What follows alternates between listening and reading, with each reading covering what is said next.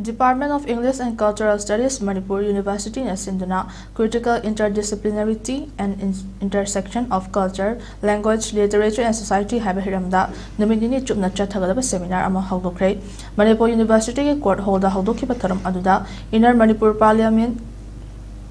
के former MP Dr. Rajkumar Ranjan, School of Humanities, Manipur University के Dean Professor N. Pramodini, English and Foreign Languages, University Regional Campus, Shillong के Director Professor Mausumi Guha Banerjee amadi, Department of English and Cultural Studies, Manipur University के Head Professor Iram Gambhirna, Mathang Senior Chief Guest President amadi Guest of Honor वन्य सर्व्याकी.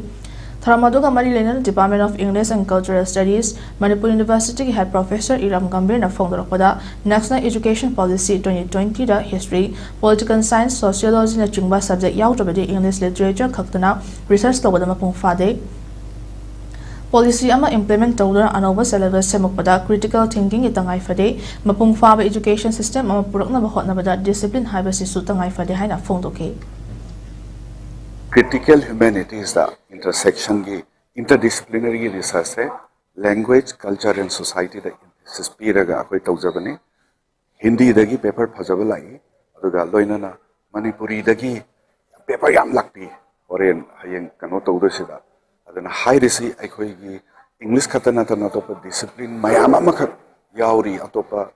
कोई की महाराष्ट्र दगी अदगी बोडोलैंड दगी असम की within Manipur,